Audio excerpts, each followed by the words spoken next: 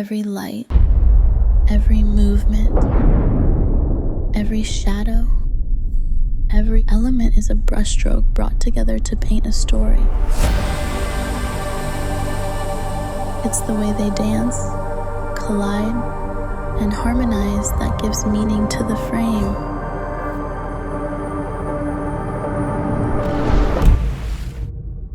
That's what cinematography is.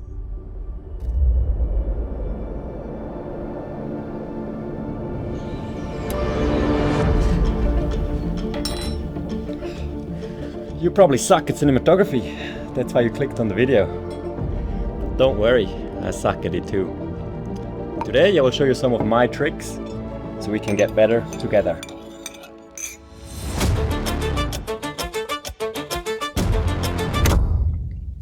The way I've learned most of my skills is by studying other people's work.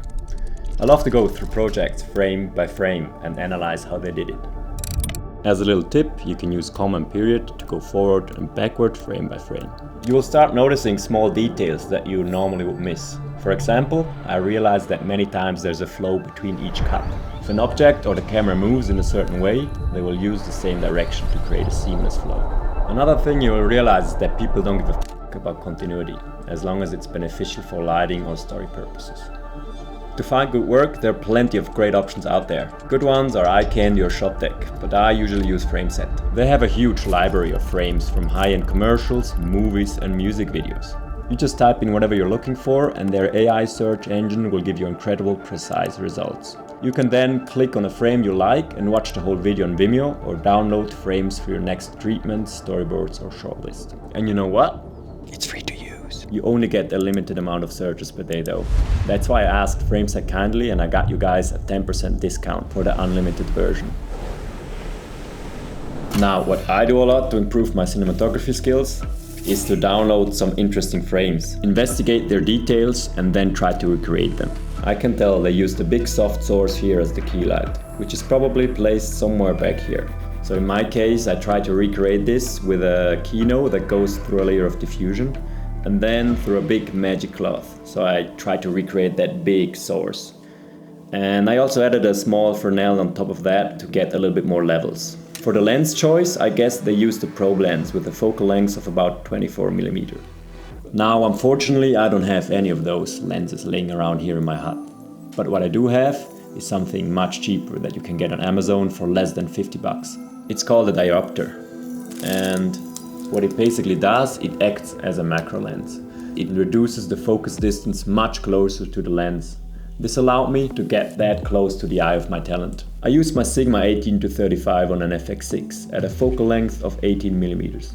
But because the Sigma is an APS-C lens, it has a crop factor of 1.5, which makes the effective focal length equivalent to 27mm on a full-frame sensor in APS-C mode.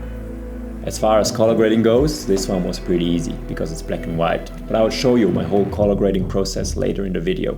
But for now, here's how the recreation turned out.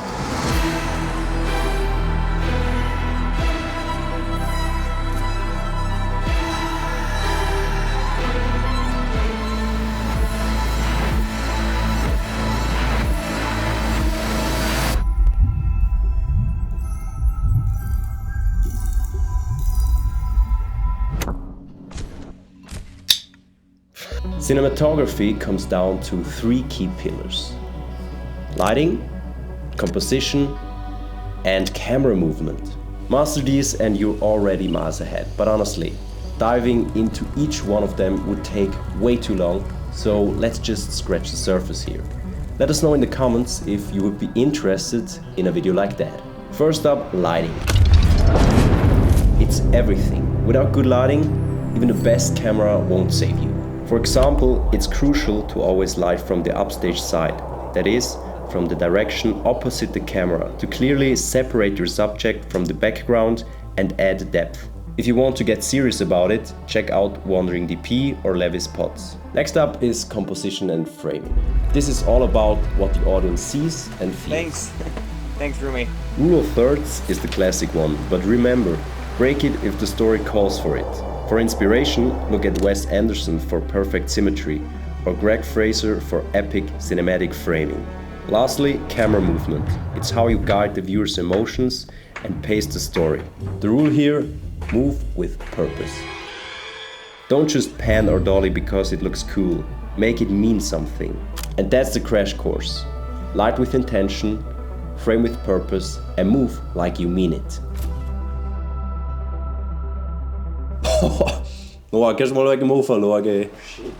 Anyway, one of the biggest game changers in my cinematography journey has been collaborating with and learning from other creatives in filmmaking. What? Camera's rolling? Trust me, you can read every book and watch every tutorial, but nothing compares to the growth you get when you actually work with other people, especially those who are better than you. Jake, how you feeling, man? So good, man. Ready for the day. How you feeling? Yeah, very good. Ready to make some art? Look at our setup here. I mean, we didn't do that, but... Here's the thing, filmmaking is a team sport. Oh my god! For example, when I started my journey, I worked with a gaffer who showed me this super simple trick with bounce lighting to get a better quality of your light. Before that, I was all about blasting lights directly, thinking more was better. Spoiler, it's not. Now if you're just starting out and thinking, I don't know anyone in the industry, don't panic. The best way to build your network? Slide into Instagram DMs of directors and DPs. Yes, really. Be polite, tell them you love their work, and ask if they need help on their next shoot. Worst case, they leave you on read. Best case, you make an amazing connection and learn something new. Mr. DOP, what do you think of your masterpiece here? And here's a little cheat code. Collaborate on passion projects. Even if you're working a full-time job, carve out time to shoot a short film or a spec ad with people who inspire you. You'll not only learn faster, but you also have something to add into your portfolio. And let's be real, that's how you get hired for bigger gigs. Cinematography isn't just about knowing your gear or lighting. It's about exploring new ways to capture a scene. And the more people you get to know along the way, the better your stories will become.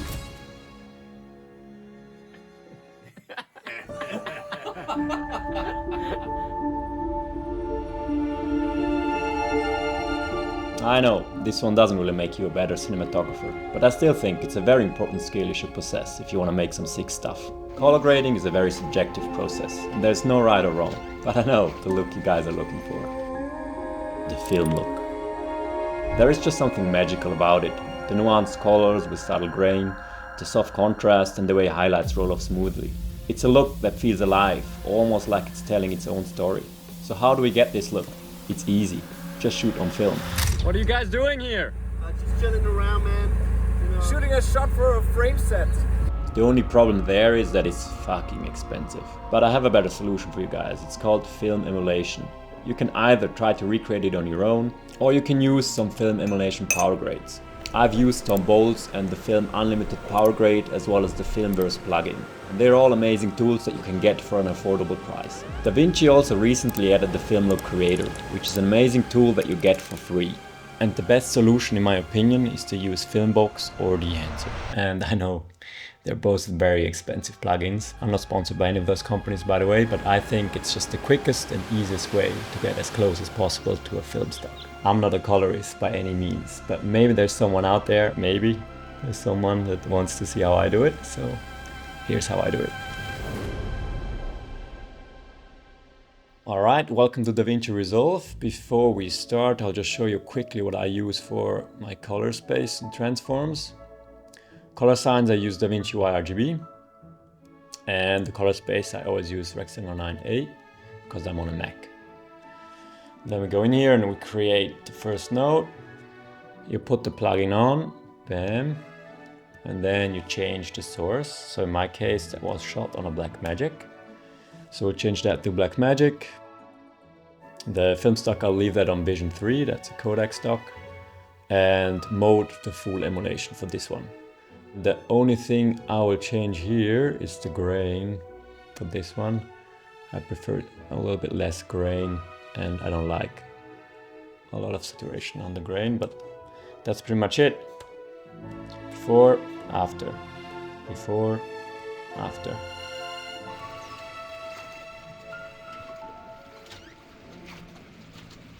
Alright, next clip. So first we make a new node again. Alt S or Shift S on a Mac. Then we go in Effects and type in Dehancer. Drag it on and boom. Yeah, this time it doesn't look that good. But on Dehancer you always have to go all the way down and disable all tools first. So it's all disabled. And then you can go into Input. Now it's set on Rec 709. We go in here and choose a camera. It's really cool. Dehancer has all the cameras, not all of them, but most of the cameras are already built in. So you can just select whatever camera you used. So this was shot on a Blackmagic 6K, that's correct. Film Gen 5. Perfect. Then we go down to film, and then here on the profile you can choose the film stock that you want. They have many different film stocks, but for this particular shot we will go with the Vision 3 50D. D stands for daylight and 50 for the ISO, and because this was shot in daylight we'll use this film stock. Then we have to enable it as well, of course. And then down here in print we will go down and choose Kodak 2383 print film. Now we start with the basic adjustments, contrast and brightness. We go here and turn up the exposure a little bit. There's two ways in DaVinci to do that. Up here it's more technical, and then down here in print it behaves more like film. Then tonal contrast, we'll just take out a little bit, yeah, around here. I love to play with color density, always bring that up. It's always color density and color boost from the film developer that I use. So I normally go up with both and see what looks best. 22 looks pretty good. And here color density, I will go with, yeah, 42. So you can just play with color boost and color density. Perfect, that looks pretty good. I'll just check the skin tones. They should be on this line here. But that looks pretty good here. So the only thing left to do is to enable the filmic tools here in Dehancer. So here grain, enable, I normally use 65mm.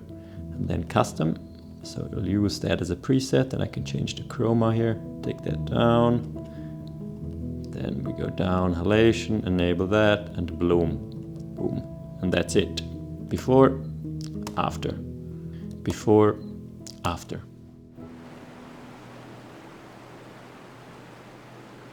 For the last clip we'll use Filmbox again, but I will show you the multi-node workflow. So you will create 3 nodes, and then drag Filmbox onto the first and the last node. And now in the first node you'll have to choose negative only, and in the last node you'll have to choose print only. That way the middle node behaves like creating a scan of a camera negative film in a film DI. And now we go into the first node. We choose the source, which is a Sony FX3, so we'll choose Sony S-Log3. Then up here you can choose the film stock. They have quite a few different film stocks as well, but I'll go with Kodak Vision 3. Down in the negative tab we'll choose the emulsion. For this one I'll go with 50D 35mm. And now we'll just check that all the negative properties are applied. So we'll enable halation, that's already on. Leave that on the preset of 35mm, and here I will just take out a little bit of saturation in the grain. Then we go up to the camera and we just change the brightness and the temperature here. Bring it down just a little bit and just bring a little bit of warmth in there.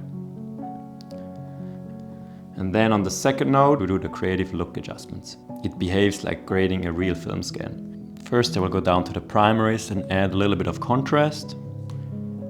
That's much better. And then in lift I will add a little bit of blue to my shadows. Right around here looks good.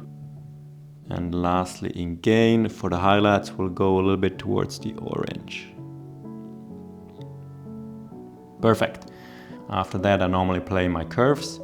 So I'll go down here, select the green channel, and then I'll go up here and click somewhere on her face so we can lock the skin tones. And then I will add some green in the highlights. Perfect.